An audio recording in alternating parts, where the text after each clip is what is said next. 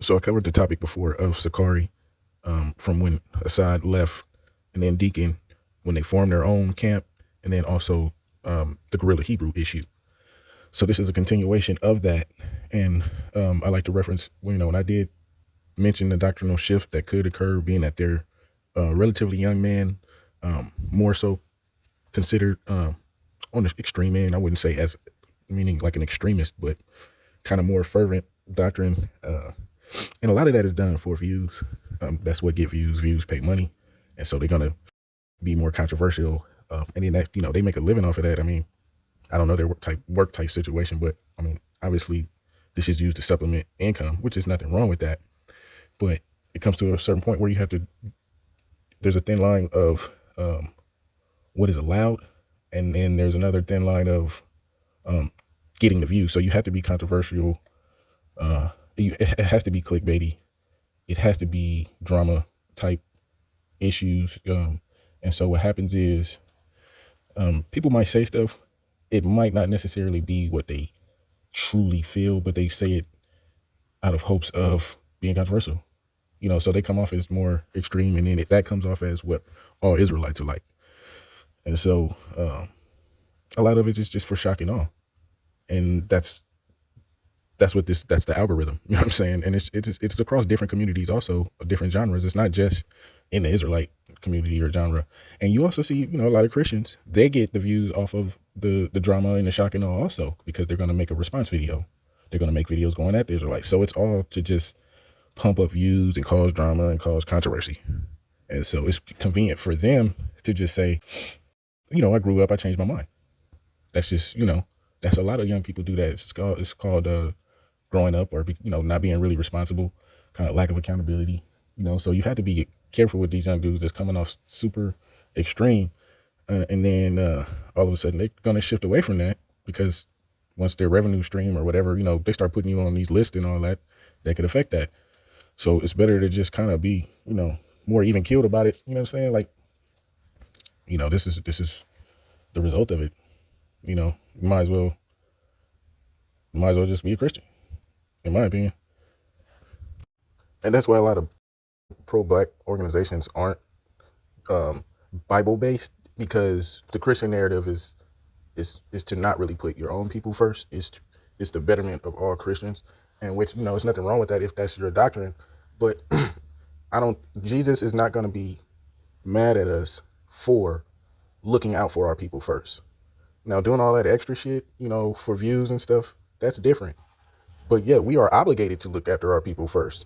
And if not, what are we doing it for? Because we include our people and our children and our children's children.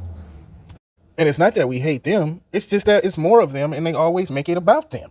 And even we make it about them, which is unfair to us. So even if you believe in Gentile salvation, it's if the obligation is not fulfilled to your people, but it's fulfilled to the Gentile, whatever your title is, whatever your obligation was not fulfilled. It was not met. If you call yourself bringing the truth, and which is supposed to be to your people first. So, but if you're saying that it's for everyone, that doesn't necessarily mean that they are going to join you. What they're going to then do is say, you don't want to join them, which you're denying the truth or the faith now, which they made you agree that it includes everyone.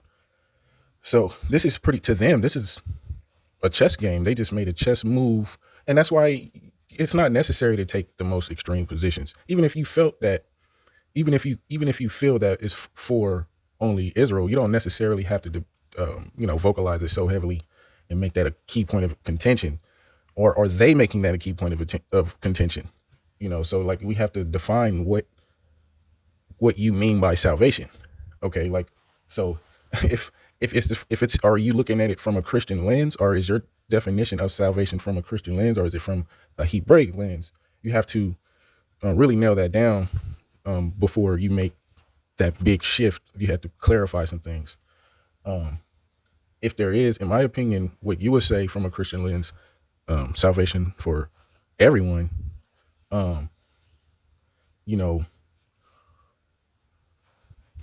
you'd have to really break that down, because of course there's many more non-Israelites than Israelites. So it gets to a certain point that there's no longer an Israelite doctrine, because you've acquiesced to this inclusion of everyone, which has the bigger denomination. And what you've essentially done is de-emphasized your people. And now you have more of an emphasis on everyone else that doesn't include your people. And the focus is shifted to the greater population of the same community. It's no longer focused on your people who you're commanded to go to first.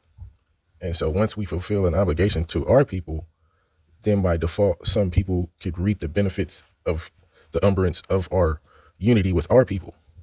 You know what I'm saying? What's good for the goose is good for the gander. But if we, as far as salvation in the biblical sense, in context, it is for the Israelites.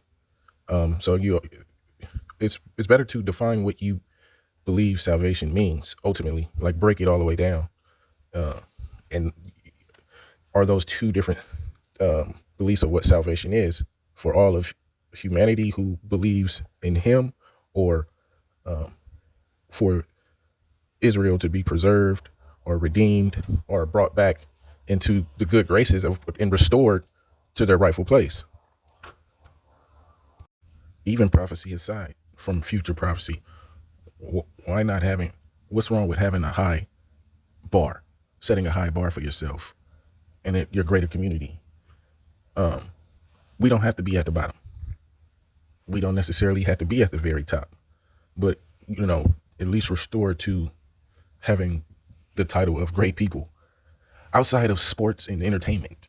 Just restoring the title of a priestly people, of people who are biblically minded and keep the laws of God. Not necessarily, we don't have to have a hegemony or anything like that, or push this type of Zionism or idealism. Just be better people, hardworking people.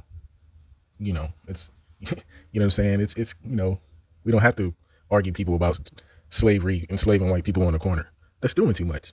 You can't keep that up, and you're putting yourself in a situation. And then they turn around and try to tell the more moderate people that their approach is wrong and that they're soft, when obviously you can't keep that up, especially without the rank and file, and so it's it's too much to endure. It's too much to deal with. That's not being wise as the serpent but harmless as a dove.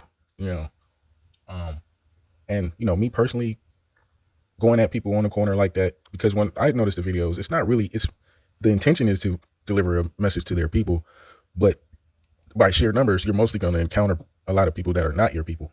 And then so you end up wasting your time explaining yourself to people who the message isn't intended to. And what happens is it ends in you telling them they're going to go into slavery, or they're kissing your boot or whatever, which, that's your freedom of speech. You know what I'm saying? That's your style. That's not everybody's. Like, I wouldn't join a camp if that was required for me to do that. And then film it, that's not my thing, but if more power to you, your freedom, I encourage you to express your freedom of religion and your freedom of speech, but know that that's telling people that that's required is just false.